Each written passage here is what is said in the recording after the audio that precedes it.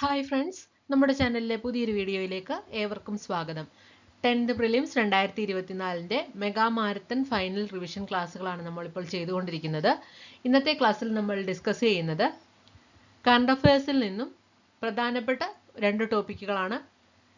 ഈ അടുത്ത് നടന്ന പരീക്ഷകളിലെല്ലാം തന്നെ ഈ 2 ടോപ്പിക്കുകളിൽ നിന്നും ഒരുപാട് ചോദ്യങ്ങൾ നമ്മൾ കണ്ടിട്ടുണ്ട്. ചന്ദ്രയാൻ 3 അതുപോലെ തന്നെ ആദിത്യ L1 ഈ 2 ടോപ്പിക്കുകളും അതോടനുബന്ധിച്ച് കുറച്ച് കറണ്ട് അഫയേഴ്സിന്റെ ക്ലാസ്സുകളുമാണ് ഇന്ന് നമ്മൾ ഡിസ്കസ് ചെയ്യുന്നത്. പരീക്ഷയ്ക്ക് ഇനി വളരെ കുറച്ച് ദിവസങ്ങൾ കൂടിയേ ഉള്ളൂ. കറണ്ട് അഫയേഴ്സ് ഒക്കെ നല്ല രീതിയിൽ കവർ ചെയ്തു പോകാനായിട്ട് എല്ലാവരും ശ്രദ്ധിക്കുക. ഓക്കെ, അപ്പം നമുക്ക് ഇന്നത്തെ ക്ലാസ്സിലേക്ക് കടക്കാം. അതിനു മുമ്പായിട്ട് ഈ ചാനൽ ആദ്യമായിട്ട് കാണുന്ന കൂട്ടുകാരുണ്ടെങ്കിൽ ചാനൽ ഒന്ന് സബ്സ്ക്രൈബ് ചെയ്യുക. ക്ലാസ്സുകൾ ഇഷ്ടപ്പെട്ടാൽ ലൈക്ക് ചെയ്യുക. അതോടൊപ്പം ഫ്രണ്ട്സിലേക്കൊക്കെ ഒന്ന് ഷെയർ ചെയ്തെത്തിക്കുക. അപ്പം നമുക്ക് പെട്ടെന്ന് തന്നെ ക്ലാസ്സിലേക്ക് കടക്കാം. എല്ലാവർക്കും ക്ലാസ്സിലേക്ക് സ്വാഗതം. ചന്ദ്രയാൻ 3 നമുക്ക് നോക്കാം. ആദ്യത്തെ പോയിന്റ് ഇതാണ്. ഇന്ത്യയുടെ 3ാമത്തെ ചന്ദ്രദൗത്യ പര്യവേഷണമാണ് ചന്ദ്രയാൻ 3. വിക്ഷേപിച്ചത് 2023 ജൂലൈ 14 ചന്ദ്രയാൻ 3 വിക്ഷേപിച്ചത് 2023 ജൂലൈ 14 വിക്ഷേപണ സ്ഥലം സതീഷ് ധവാൻ സ്പേസ് സെന്റർ, ശ്രീഹരിക്കോട്ട. വിക്ഷേപിച്ചതെന്നാണ് 2023 ജൂലൈ 14 വിക്ഷേപണ സ്ഥലം സതീഷ് ധവാൻ സ്പേസ് സെന്റർ, ശ്രീഹരിക്കോട്ട. അടുത്തത് വിക്ഷേപണ വാഹനമാണ് LVM-3M4. LVM-3M4 എന്ന വിക്ഷേപണ വാഹനത്തിലാണ് ഈ ദൗത്യം നിറവേറ്റിയത്. ചന്ദ്രയാൻ 3 ചന്ദ്രന്റെ ഭ്രമണപഥത്തിലെത്തിയത് 2023 ഓഗസ്റ്റ് 5 ചന്ദ്രയാൻ 3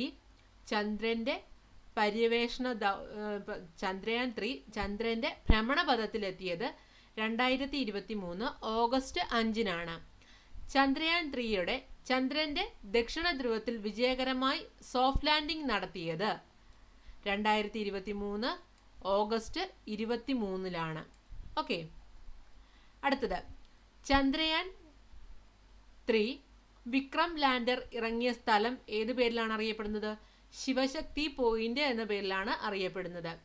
ചന്ദ്രനിലെ താപനിലയിലുണ്ടാകുന്ന വ്യതിയാനത്തെക്കുറിച്ച് പഠിക്കുന്ന പേലോഡിന്റെ പേരെന്നാണ്? ചേസേറ്റ്. ഓക്കെ, ഇനി ചന്ദ്രയാൻ 3യുടെ പേലോഡുകൾ ഏതൊക്കെയാണെന്നാണ് പറയുന്നത്. നോട്ട് ചെയ്യുക, മനസ്സിലാക്കി പോവുക. ഒന്നാമത്തേതാണ് ലാൻഡർ പേലോഡുകൾ. അതിൽ ആദ്യത്തേത് radio anatomy of moon bound hyper sensitive and atmosphere, Rambha എന്നാണ് അറിയപ്പെടുന്നത്. അടുത്തത് Chandra's surface thermo physical experience. അടുത്തത് instrument for lunar seismic activity. അടുത്തത് ലൈസർ റിട്രോ റിഫ്ലക്ടർ അറേ. അടുത്ത പേലോഡ് എന്ന് പറഞ്ഞാൽ റോവർ പേലോഡുകളാണ്.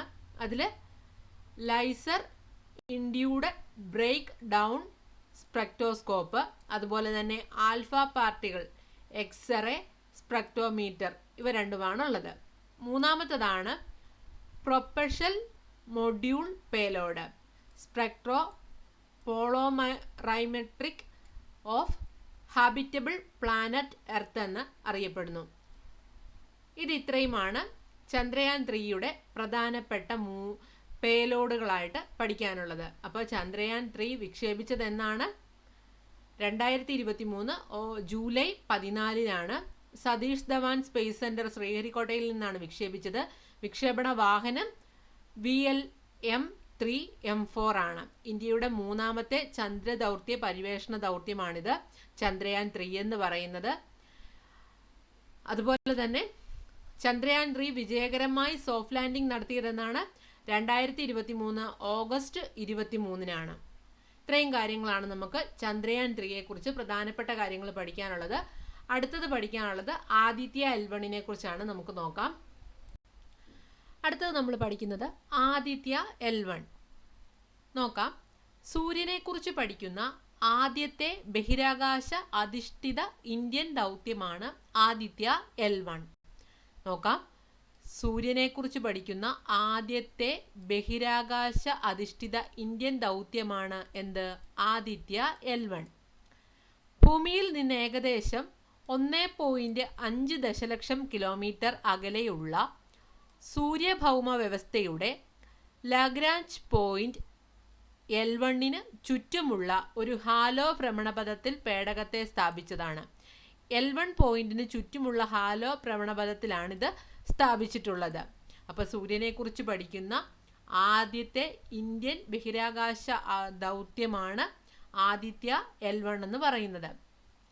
ഇന്ത്യയുടെ ആദ്യ സൗര ദൗത്യമാണ് ആദിത്യ L1. ഇത് വിക്ഷേപിച്ചതെന്നാണ് 2023 സെപ്റ്റംബർ 2-നാണ്. ഡേറ്റ് ഇമ്പോർട്ടൻ്റ് ആണ്, നോക്കി വെക്കുക. ആദിത്യ L1 എന്ന് പറയുന്നത് ഇന്ത്യയുടെ ആദ്യത്തെ സൗര ദൗത്യമാണ്. ഇത് വിക്ഷേപിച്ചത് 2023 സെപ്റ്റംബർ 2-നാണ്. റോക്കറ്റ് PSLV C57 ആണ്. PSLV C57 ആണ് റോക്കറ്റ് എന്ന് പറയുന്നത്. ഇനി ഭാരം എത്രയാണ്? 1500 കിലോയാണ് ഇതിൻ്റെ ടോട്ടൽ ഭാരം എന്ന് പറയുന്നത്. ദൗത്യ കാലാവധി എന്നാണ്? 5 വർഷവും 2 മാസവുമാണ് പറഞ്ഞിരിക്കുന്നത് ദൗത്യ കാലാവധിയായിട്ട്. L1 പോയിന്റിൽ എത്തിയത് 2024 ജനുവരി 6-നാണ്. L1 പോയിന്റിൽ ഈ ദൗത്യം എത്തിച്ചേർന്നത് 2024 ജനുവരി 6-നാണ്. L1 പോയിന്റിൽ എത്തിയതോടെ ഈ ദൗത്യം കൈവരിക്കുന്ന 4ാമത്തെ രാജ്യമായി ഇന്ത്യ മാറുകയുണ്ടായി. ആദ്യം ഏതായിരുന്നു? അമേരിക്ക, രണ്ടാമത് യൂറോപ്യൻ സ്പേസ് ഏജൻസി, മൂന്നാമത് ചൈന, 4ാം സ്ഥാനമാണ് നമ്മുടെ ഇന്ത്യക്കുള്ളത്. അപ്പം ഇത് ആദിത്യ L1 വിക്ഷേപിച്ചത് എന്നാണ്? 2023 സെപ്റ്റംബർ 2-നാണ്. ഇന്ത്യയുടെ ആദ്യത്തെ സൗര ദൗത്യമാണ് ആദിത്യ L1 എന്ന് പറയുന്നത്. ആദിത്യ L1-ന്റെ ഡയറക്ടർ ആരാണ്? മിഷൻ ഡയറക്ടർ SR ബിജു ആണ്. ആദിത്യ L1-ന്റെ മിഷൻ ഡയറക്ടർ SR ബിജു ആണ്. പ്രൊജക്ട് ഡയറക്ടർ നിഗർ ഷാജിയാണ്. നോക്കാം. വൈദ്യുത കാന്തിക കാന്തിക ക്ഷേത്ര ഡിഫ്രക്ടറുകൾ ഉപയോഗിച്ച് ഫോട്ടോസ്ഫിയർ, ക്രോമോസ്ഫിയർ, സൂര്യന്റെ ഏറ്റവും പുറംപാളികൾ എന്നിവ നിരീക്ഷിക്കാൻ പേടകം 7 പേലോഡുകളെയാണ് വഹിച്ചിരിക്കുന്നത്. എന്തൊക്കെ നോക്കാനാണ്? വൈദ്യുത കാന്തികം, അതുപോലെ തന്നെ കാന്തിക ക്ഷേത്ര ഡിഫ്രക്ടറുകൾ ഉപയോഗിച്ച് ഫോട്ടോസ്ഫിയർ, ക്രോമോസ്ഫിയർ, സൂര്യന്റെ ഏറ്റവും പുറംപാളി ഏത് പേരിലാണ് അറിയപ്പെടുന്നത്? കൊറോണ എന്ന പേരിലാണ് അറിയപ്പെടുന്നത്. ആ പാളി തുടങ്ങിയവ നിരീക്ഷിക്കാനായിട്ട് 7 പേലോഡുകളാണ് ഈ വാഹനം വഹിക്കുന്നത്. പ്രത്യേക വാൻറ്റേജ് പോയിന്റ് L1 ഉപയോഗിച്ച് 4 പേലോഡുകൾ നേരിട്ട് സൂര്യനെ വീക്ഷിക്കുന്നു.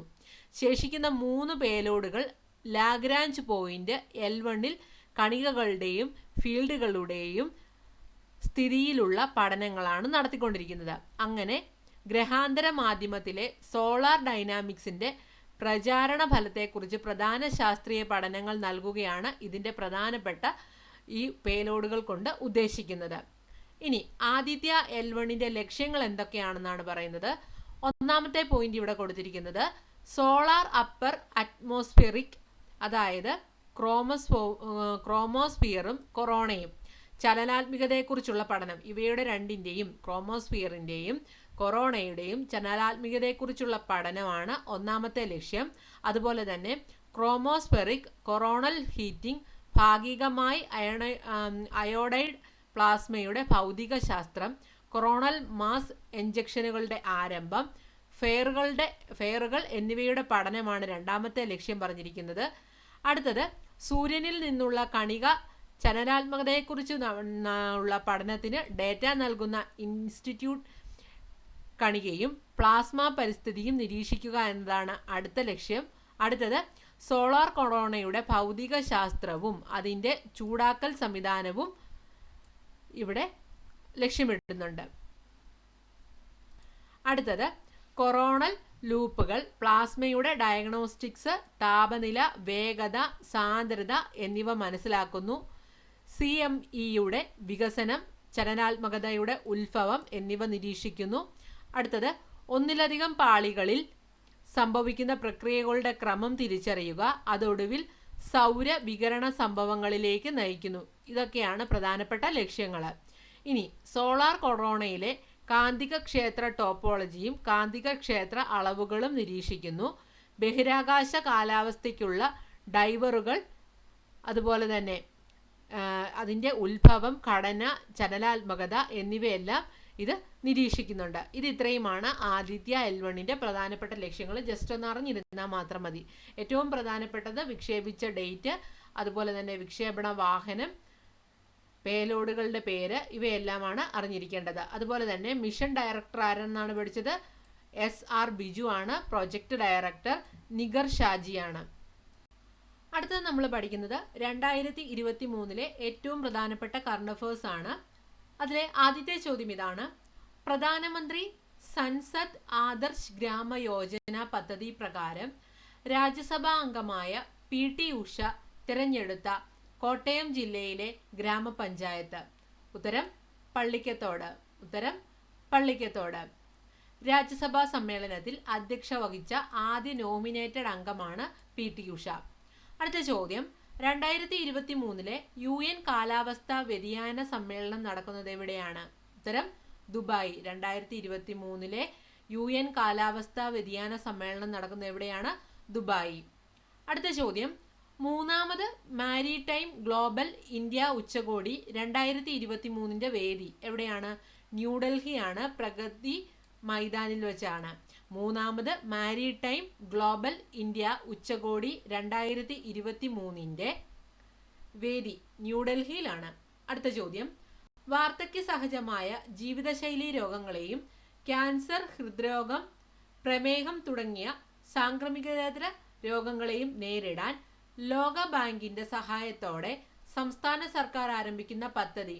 ഉത്തരം Kerala health systems improvement programme. അടുത്ത ചോദ്യം: വർദ്ധിച്ചു വരുന്ന സൈബർ കുറ്റകൃത്യങ്ങളെ പ്രതിരോധിക്കുന്നതിന്റെ ഭാഗമായുള്ള cyber crime help line number എത്രയാണ്? 1930.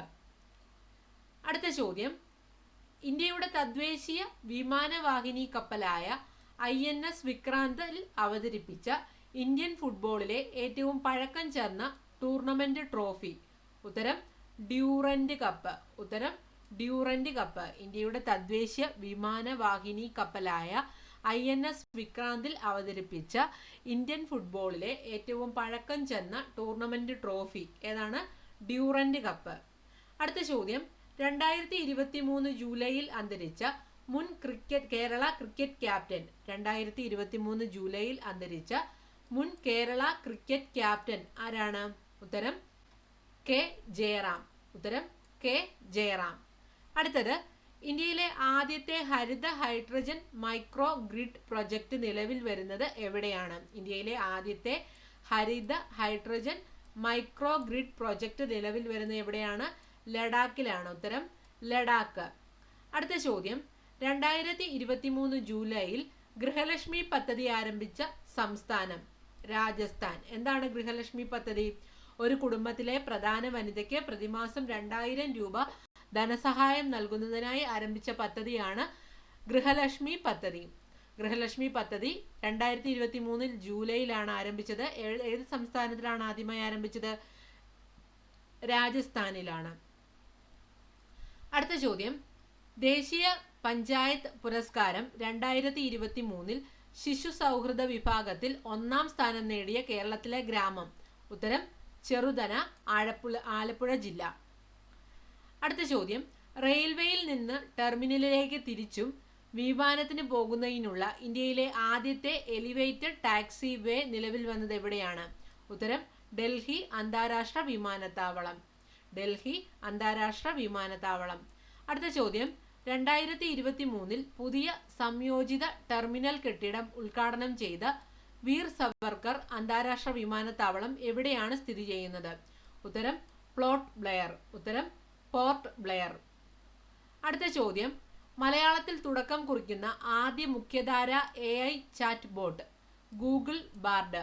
മലയാളത്തിൽ തുടക്കം കുറിക്കുന്ന ആദ്യ മുഖ്യധാര AI ചാറ്റ് ബോട്ട് ഏതാണ്? Google Bard. അടുത്ത ചോദ്യം: ഇന്ത്യയിലെ ആദ്യത്തെ ട്രാൻസിഷണൽ പവർ പ്രോജക്റ്റിലൂടെ ഏതു രാജ്യത്തിനാണ് വൈദ്യുതി നൽകുന്നത്? ഉത്തരം ബംഗ്ലാദേശ്. അടുത്ത ചോദ്യം: നീതി ആയോഗിന്റെ ദേശീയ ബഹുമുഖ ദാരിദ്ര്യ സൂചിക പ്രകാരം ഏറ്റവും കുറഞ്ഞ ദാരിദ്ര്യ നിരക്കുള്ള സംസ്ഥാനം? ഉത്തരം കേരളം. നീതി ആയോഗിന്റെ ദേശീയ ബഹുമുഖ ദാരിദ്ര്യ സൂചിക പ്രകാരം ഏറ്റവും കുറഞ്ഞ ദാരിദ്ര്യ നിരക്കുള്ള സംസ്ഥാനം ഏതാണ്? കേരളം. അടുത്ത ചോദ്യം, ദാരിദ്ര്യ നിരക്ക് ഏറ്റവും കൂടിയ സംസ്ഥാനം ഏതാണ്? ബീഹാർ ആണ്. ഉത്തരം ബീഹാർ. ദാരിദ്ര്യ നിരക്ക് ഏറ്റവും കുറഞ്ഞ കേന്ദ്രഭരണ പ്രദേശങ്ങള് പുതുച്ചേരിയും ലക്ഷദ്വീപുമാണ്. പുതുച്ചേരി, ലക്ഷദ്വീപ്. നീതി ആയോഗിന്റെ ദാരിദ്ര്യ സൂചിക പ്രകാരം ഇന്ത്യയിൽ ദാരിദ്ര്യമില്ലാത്ത ഏക ജില്ല എറണാകുളം.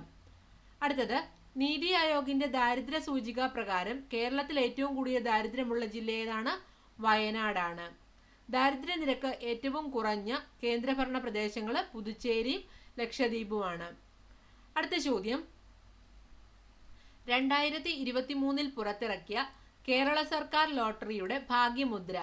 പച്ചക്കുതിര. ഉത്തരം പച്ചക്കുതിര. അടുത്തത്, ലോകത്തെവിടെയുമുള്ള കുറ്റവാളികളെ വിരലടയാളം ഉപയോഗിച്ച് തിരിച്ചറിയാനുള്ള സോഫ്റ്റ്വെയർ NAFIS എന്നാണ് full form. National automated finger print identification system. അടുത്തത്, 2023 ഏഷ്യൻ അത്ലറ്റിക് മീറ്റ് ചാമ്പ്യൻഷിപ്പിന്റെ മെഡൽ പട്ടികയിൽ 1-ാം സ്ഥാനത്തെത്തിയ രാജ്യം ജപ്പാൻ, 2-ാം സ്ഥാനത്ത് ചൈനയും 3-ാം സ്ഥാനത്ത് ഇന്ത്യയുമാണ്. 2023 ഏഷ്യൻ അത്ലറ്റിക് മീറ്റ് ചാമ്പ്യൻഷിപ്പിൽ മെഡൽ പട്ടികയിൽ 1-ാം സ്ഥാനത്തെത്തിയ രാജ്യം ജപ്പാനാണ്, 2-ാം സ്ഥാനം ചൈന, 3-ാം സ്ഥാനം ഇന്ത്യ. അടുത്ത ചോദ്യം, 2023 ജൂലൈയിൽ ഇറ്റലിയിലും തെക്കൻ യൂറോപ്പിലും അനുഭവപ്പെട്ട ഉഷ്ണതരംഗം? സെർബറസ്.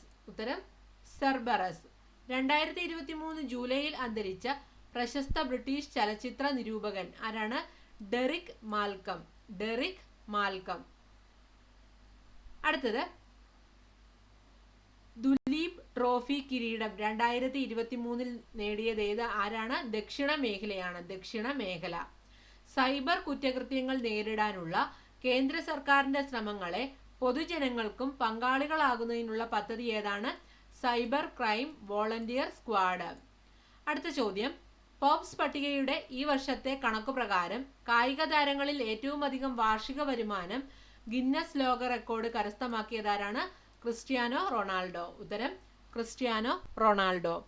അപ്പോൾ നമ്മൾ ഇന്നത്തെ ഈ ക്ലാസ്സിൽ ഏറ്റവും പ്രധാനപ്പെട്ട കറണ്ട് അഫയേഴ്സ് ആണ് പഠിച്ചത്. അതിൽ ചന്ദ്രയാൻ 3യും ആദിത്യ L1ഉം ഡീറ്റെയിൽ ആയിട്ട് തന്നെ പഠിച്ചിട്ട് പോകാൻ എല്ലാവരും ശ്രദ്ധിക്കുക. അപ്പോൾ വരും ദിവസങ്ങളിൽ ഇതുമായി ബന്ധപ്പെട്ട് ബാക്കി ക്ലാസ്സുകൾ അപ്ലോഡ് ചെയ്യുന്നതായിരിക്കും. ക്ലാസ്സുകൾ ഇഷ്ടപ്പെട്ടാൽ ലൈക്ക് ചെയ്യാൻ മറക്കരുത്. നിങ്ങളുടെ അഭിപ്രായങ്ങളും നിർദ്ദേശങ്ങളും കമന്റുകളായിട്ട് ഇടാവുന്നതാണ്. അപ്പോൾ അടുത്ത ദിവസം മറ്റൊരു ക്ലാസ്സുമായി നമുക്ക് വീണ്ടും കാണാം. എല്ലാവർക്കും വിജയാശംസകൾ. താങ്ക്